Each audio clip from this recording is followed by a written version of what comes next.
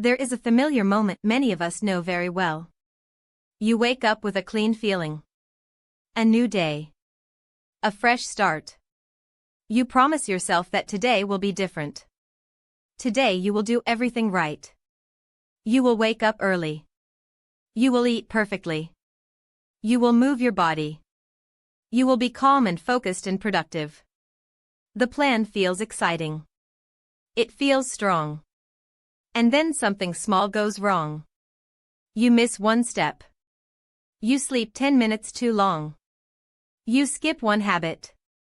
And suddenly the whole day collapses in your mind. You think I already failed, so what is the point?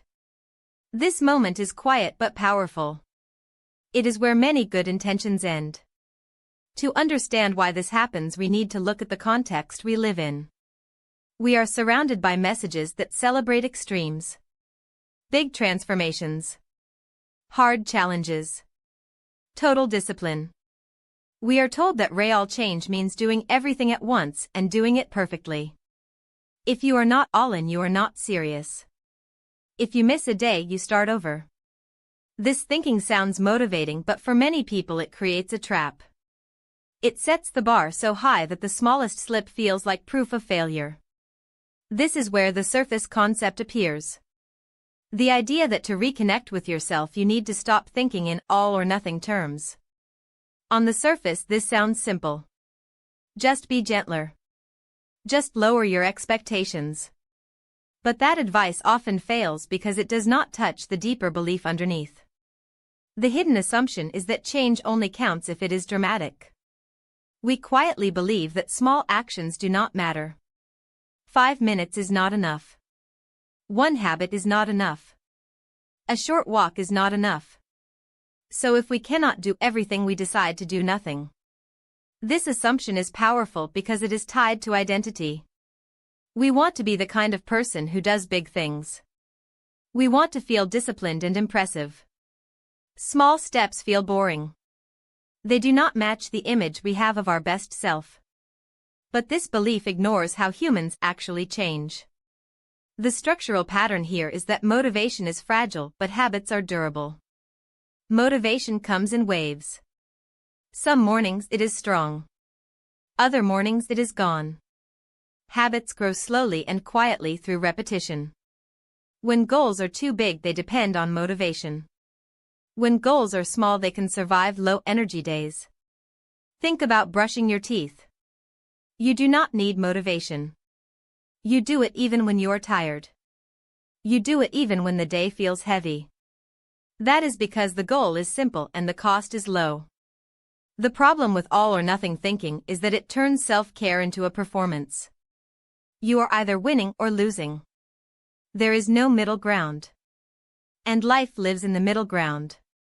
Reframing begins when we change the question we ask ourselves. Instead of asking what would the perfect day look like, we ask what is the smallest action that still keeps me connected to myself. This shift is subtle but important. It moves the focus from outcome to presence. Touching your toes on the ground at a certain time is not about fitness. It is about awareness.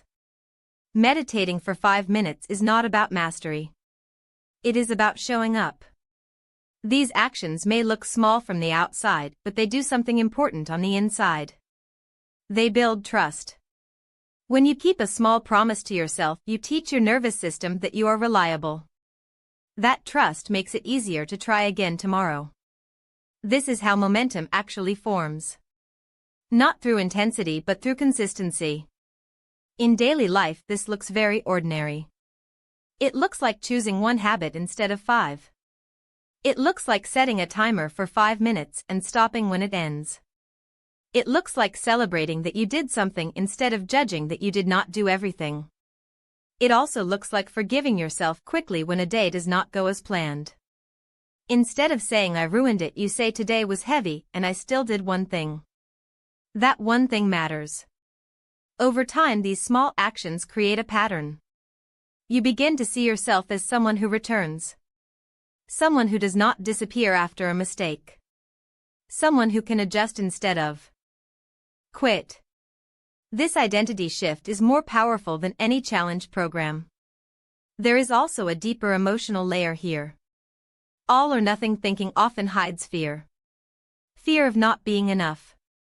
Fear of trying and still not changing. When the goal is extreme, failure gives you an excuse to stop. If you fail at something impossible, you can say it was too hard anyway.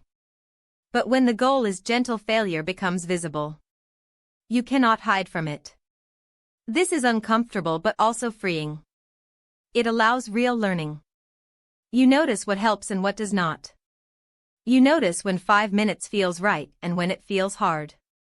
You learn your own rhythms. This is how you reconnect with yourself. Not by forcing but by listening. Another important part of this story is the role of conversation. Sitting down with someone you trust and talking about realistic goals changes the tone. It brings the plan out of your head and into the world. It makes it less dramatic and more human. When you say out loud, "Tomorrow, I will meditate for 5 minutes," you hear how reasonable it sounds. You remove the pressure to impress even yourself. This kind of shared reflection is a tool. It keeps you grounded. It reminds you that change is not a solo performance. It is a process. Optional deepening here comes from noticing how often all or nothing thinking appears in other areas. Eating, exercise, work, relationships. One mistake becomes a story about who you are. One missed habit becomes proof that you cannot change. This pattern repeats because it feels familiar. But familiarity is not truth. You can interrupt it by lowering the stakes. By making success easy to reach. When success is reachable, your nervous system relaxes. When it relaxes, you are more likely to continue. This is not lowering standards. It is choosing a different path to them. Over weeks and months, small actions stack. 5 minutes becomes 10 without force. One habit becomes 2 naturally. Not because you pushed but because you built capacity. The final insight is that reconnecting with yourself is not about becoming someone new. It is about staying with yourself even on imperfect days. It is about not abandoning the relationship when things get messy. Every time you choose a small achievable goal, you send a message. You say, "I am worth showing up for even when I am tired." That message changes how you treat yourself over time. So as you think about tomorrow morning and the urge to plan the perfect day, ask yourself this. What is one small promise you can keep that would help you stay connected to yourself even if nothing else goes right?